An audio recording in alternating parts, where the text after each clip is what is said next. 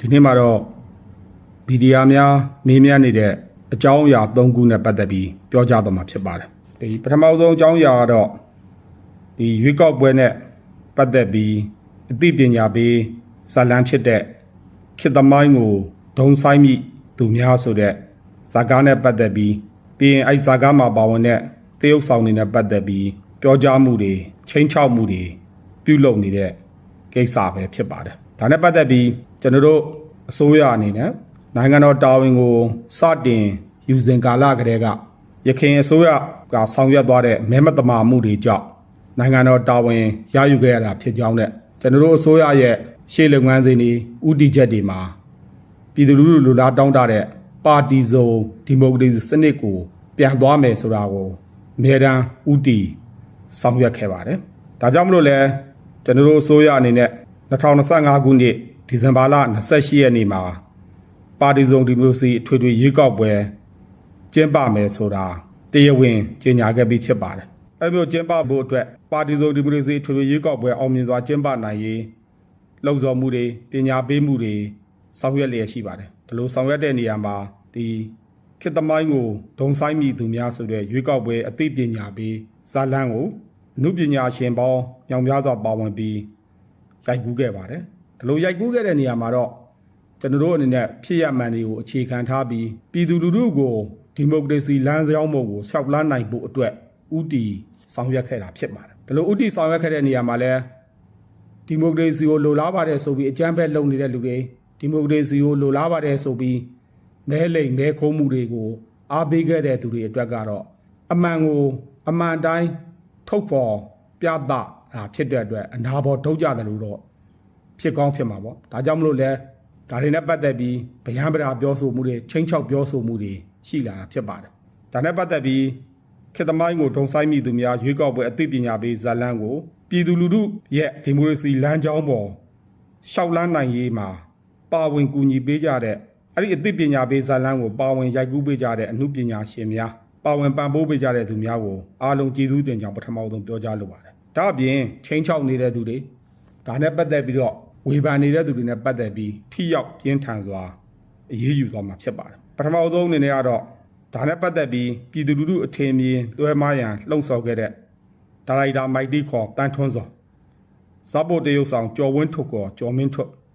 ဟာတာတရုတ်ဆောင်အုံတိုင်းခေါ်ဇော်မြင့်တို့ကိုကျွန်တော်တို့ဖမ်းဆီးအရေးယူခဲ့ပါတယ်အဲ့ထက်မှာဒါရိုက်တာမိုက်တီကတော့ဒါရခင်ကအတိုင်းရာဇသီဥပဒေပုံမှန်905နဲ့အမှုဖွင့်လှစ်ခံရခြင်းဖြစ်ပါတယ်2022ခုနှစ်အောက်တိုဘာလ28ရက်နေ့မှာနောက်တစ်ကြိမ်ပြစ်မှုထပ်မံကျူးလွန်မှာက၎င်းပြစ်ဒဏ်အပြင်ယခုကြားခံရသောကြံရှိသောပြစ်ဒဏ်များကိုပါဆက်လက်ကြားခံမှမည်သောစီကံချက်နဲ့ပြစ်ဒဏ်လွန်ငြိမ်းချမ်းသာခွင့်ရခဲ့တယ်ဖြစ်ပါတယ်။သူ့ကိုကျွန်တော်တို့ပါတီစုံဒီမိုကရေစီအထွေထွေရွေးကောက်ပွဲများကိုနှောက်ယှက်ဟန်တာဖျက်ဆီးခြင်းမှကာကွယ်ပေးရေးဥပဒေနဲ့ပြင်းပြင်းထန်ထန်အရေးယူထားပြီးရခင်ပြစ်ဒဏ်ကိုလည်းပြန်လည်ကြားခံစေရေးဥပဒေနဲ့အညီဆောင်ရွက်သွားမှာဖြစ်ပါတယ်။ဒါအပြင်ကျော်ဝင်းထုတ်ခေါ်ကျော်မင်းထွတ်အုံတိုင်းခေါ်ဇော်မြင့်တို့နှစ်ဦးကိုလည်းပါတီစုံဒီမိုကရေစီအထွေထွေရွေးကောက်ပွဲများကိုနှောက်ယှက်ဟန်တာဖျက်ဆီးခြင်းမှကာကွယ်ပေးရေးဥပဒေနဲ့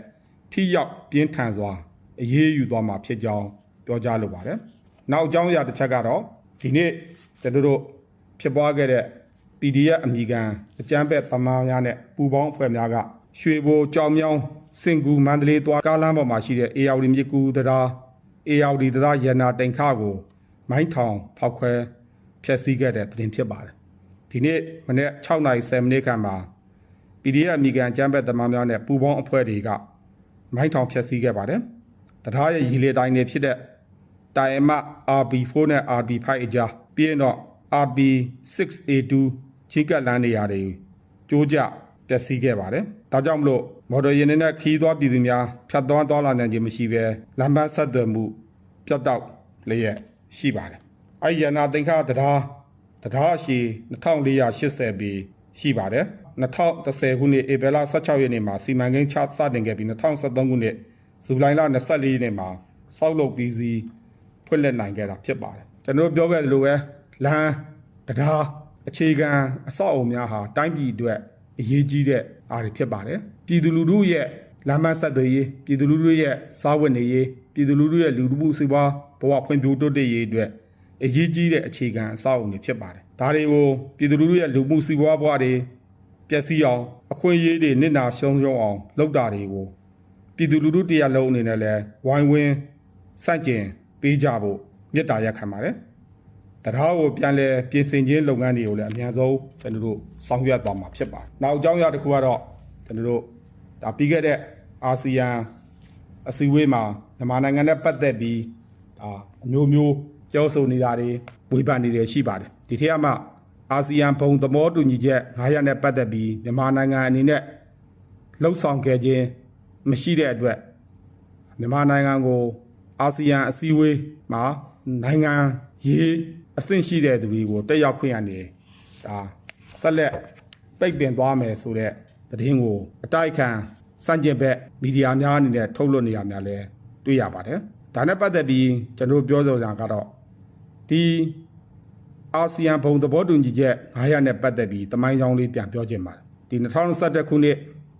ဧပြီလအတွင်းမှာအင်ဒိုနီးရှားမှာပြုလုပ်ခဲ့တဲ့အာဆီယံထိပ်သီးအစည်းအဝေးကိုမြန်မာနိုင်ငံကနိုင်ငံအကြီးအကဲကိုဖိတ်ခေါ်ခဲ့ပါတယ်ဒီအစည်းအဝေးမှာကျွန်တော်တို့လည်းပါဝင်တက်ရောက်ခဲ့ပါတယ်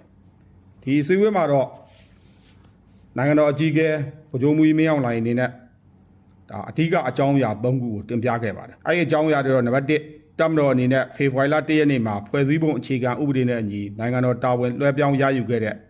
အခြေခံအကြောင်းရင်းတွေနံပါတ်2ကတော့စူပူဆန္ဒပြမှုများဖြစ်ပေါ်လာတဲ့အကြောင်းရင်းတွေစူပူဆန္ဒပြမှုအဆင့်တွေနံပါတ်3ကတော့နိုင်ငံတော်စီမံအုပ်ချုပ်ရေးကောင်စီရဲ့ဖွဲ့စည်းပုံရှေ့လုပ်ငန်းစဉ်တွေနဲ့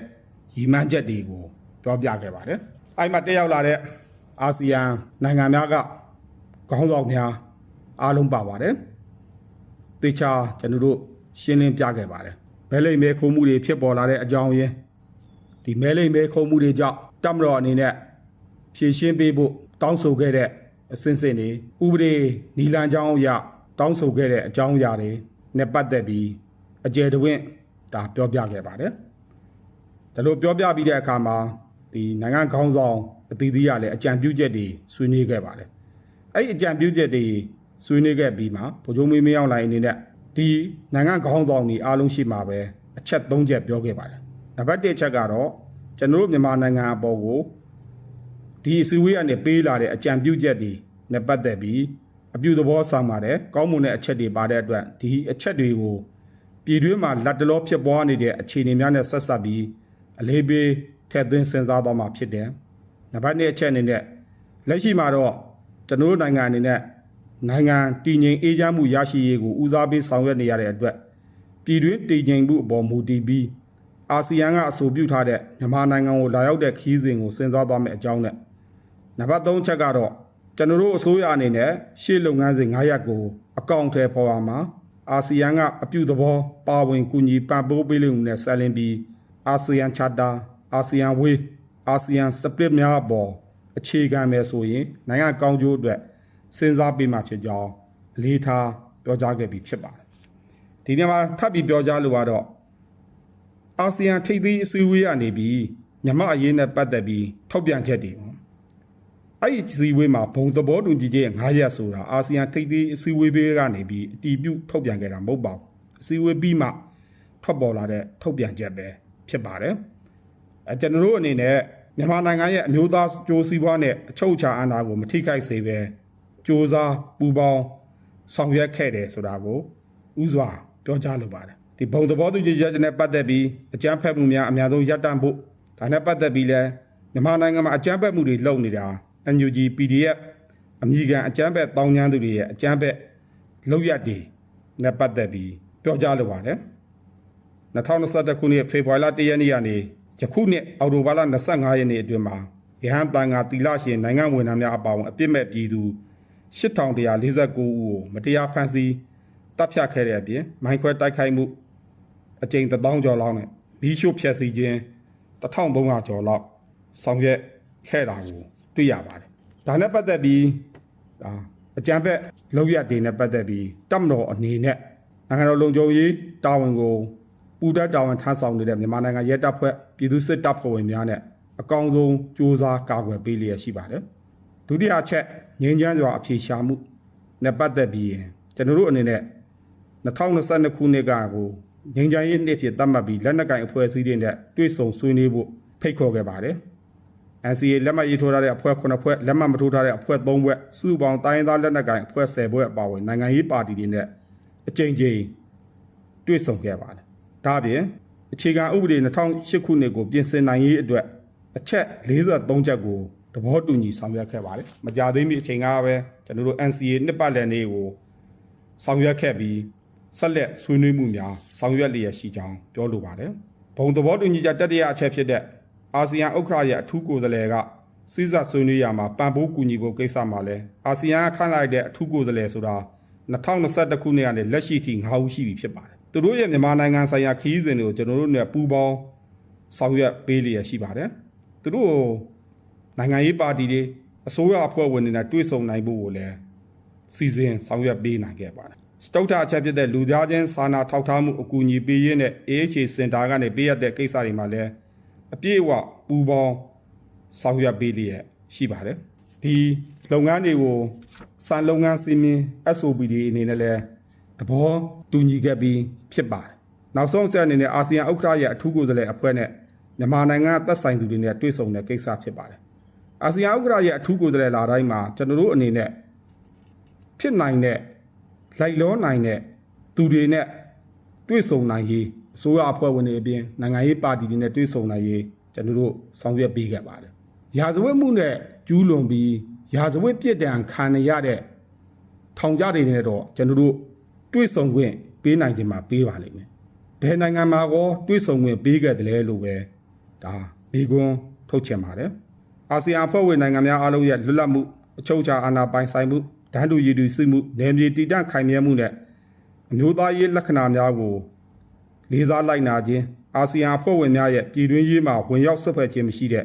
အခြေခံမူတွေကိုအမြဲတတိပြုနိုင်ဖို့လိုမှာဖြစ်ပါတယ်။အာဆီယံအဖွဲ့အစည်းစတင်ဖွဲ့စည်းခဲ့တဲ့အတိုင်းအဖွဲ့ဝင်နိုင်ငံများအားလုံးသဘောတူလက်ခံထားတဲ့အာဆီယံချာတာအာဆီယံဝေးအာဆီယံစပစ်များအပေါ်မှာအခြေခံလိုက်နာဆောင်ရွက်ကြမယ်ဆိုရင်ကျွန်တော်တို့အာဆီယံအဖွဲ့ဝင်နိုင်ငံများအတွက်ပုံမူစည်းလုံးအကျိုးဖြစ်ထွန်းစေမှာဖြစ်ကြောင်းပြောကြားလိုပါတယ်အားလုံးကိုကျေးဇူးတင်ပါတယ်